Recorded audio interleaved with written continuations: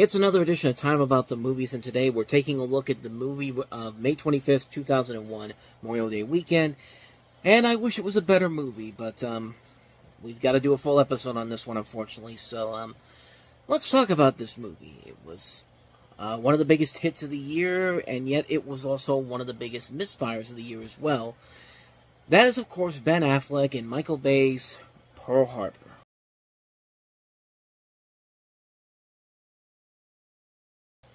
Because Disney saw what happened with Titanic and said, we could do the same thing with another tragic historical event in American history, but let's do it with the biggest one possible, and let's get the guy who directed Armageddon to do it.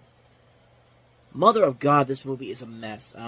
This is a heavily fictionalized version, no doubt about that one, of the attack of Pearl Harbor by Japanese forces on December 7th, 1941, focusing on a love story set amidst the lead up to the attack, its aftermath, and the Doolittle raid. You have Ben Affleck, Kate Beckinsale, Josh Hartnett, Cuba Gooding Jr., Tom Sizemore, John Boyd, Alec Baldwin, among a massive cast in this movie. This was written by the guy that wrote Braveheart, by the way, so this isn't some hack writer that wrote this. This is a guy that won an Academy Award for writing Braveheart. And yet this movie somehow, some way, managed to completely just be one of the most disgusting portrayals of a historic event you will ever see. I mean, my God, this movie is a mess. This is a film that is just so... It's a disaster on so many levels, even more than the actual disaster that it's inspired by. Like, it's amazing how this movie just is so tone deaf and so wants to be the new Titanic that it just fails on every level. Because in Titanic, it combines historical people from historical characters with fictional characters, and because they're in that same situation on the ship, you get invested in the situations that happen when the ship goes down. You feel for those people. You don't feel for any of these people in this movie because half the time the fictional characters are far away from where the actual attacks happen, and this movie wants to try to tug at your heartstrings by saying that, hey, we're not just going to attack the ships like what happened in real life. We're going to attack the hospitals, we're going to attack these characters that you're supposed to give a shit about, and you do not. I'm sorry. These characters in the characters they create for this movie are the most detestable characters you will ever see. From the leads, Ben Affleck and Josh Hartnett, to Kate Beckinsale, who is just, oh my gosh, this movie, everything she does in this movie is every bad character trait you could throw into this. It's just such a poorly written movie on so many levels. And this movie actually makes the soldiers that were in this movie, the people who actually died in this, look like complete dumbasses, because there are people that are literally brushing their teeth while this is happening instead of ducking for cover. They have people who stutter, who has to tell people the Japs are here, and trying to be funny, and just it's not. And then the whole thing about this entire movie is it's a big slap to the face to the people who were affected by this tragedy, and the fact that they try to it's bad enough that they have to do what they do in this movie, but they make moments in this movie that are trying to force these emotional powerhouse performances. There's one scene in particular that I was just you really did not do what I think you just did. You had FDR, played by John Boyd. He's in a wheelchair, and he basically just decides he says hey, we have to attack these guys just like they attack us, and then he has to get up from the wheelchair, stand up on the table. It's supposed to be this big powerhouse moment, but when you look at it, it's just no, you're just being really fucking stupid by doing that. This whole movie is so stupid. This is a terrible, terrible movie. And yes, it has elements to it that actually are good. The action sequences, they're nicely done. It's Michael Bay. At least I can see what the hell is going on. And for the most part, the effects do work pretty well. But as we always say before here, visuals don't make the movie. The score is really good. Hans Zimmer. It's Hans Zimmer, man. This guy's one of the greatest composers we have right now. And that's pretty much it. It also had a good marketing campaign, but marketing campaigns don't really sell a movie. You could market anything really well. We've seen it before. Lost World was marketed great, turned out to be a shitty movie. Godzilla had a great marketing campaign, turned out to be a terrible movie. Phantom Menace, great marketing campaign, terrible movie.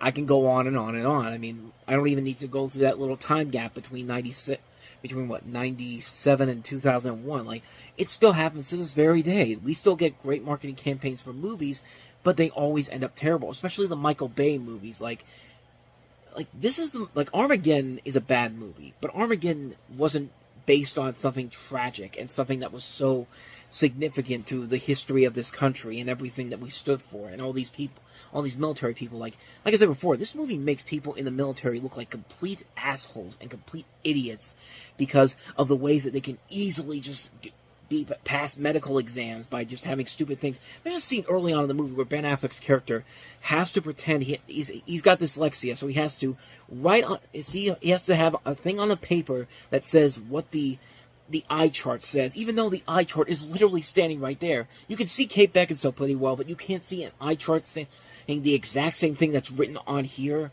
and like stuff like that is ridiculous, and their relationship is horribly written because he thinks that just because that she loves him, she'll stand by him no matter what he does, even if he has to tell him, I have to leave on this mission the next day without telling her. It's just like, it's bad. Like, I can't really delve into it too much because, you know, I feel like there are many other people who have done this a whole lot better than I could easily do. I mean, go watch Nostalgia Critic's review of Pearl Harbor. He goes into this so much because his father was in the military.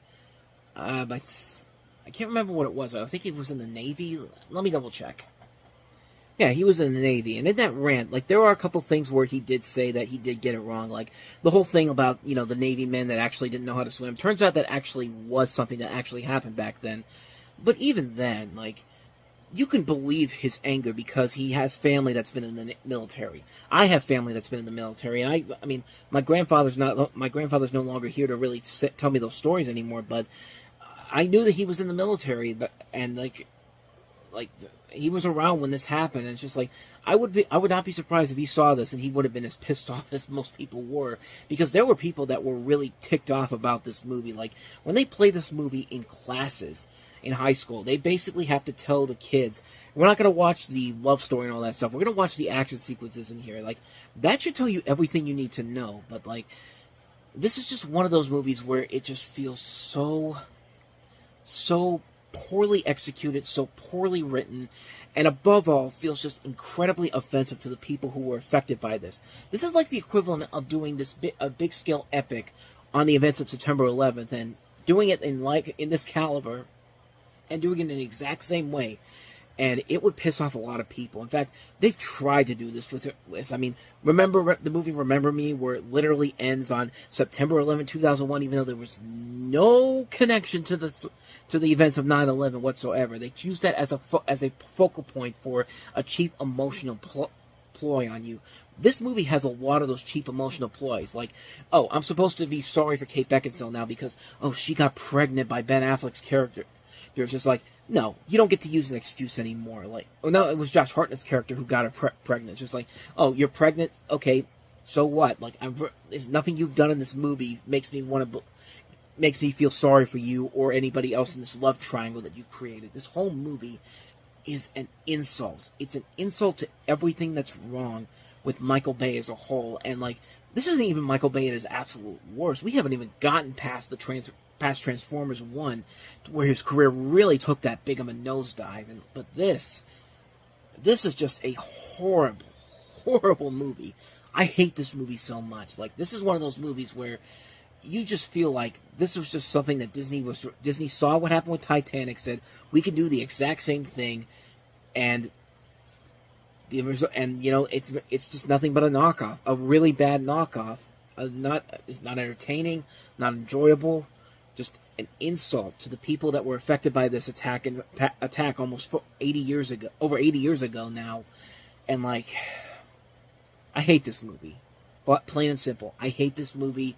I hated it back then. I hate it now. Just an insult to everybody involved in this tragic event. And it's just, I've got nothing else to say. Pearl Harbor, avoid this one like the plague.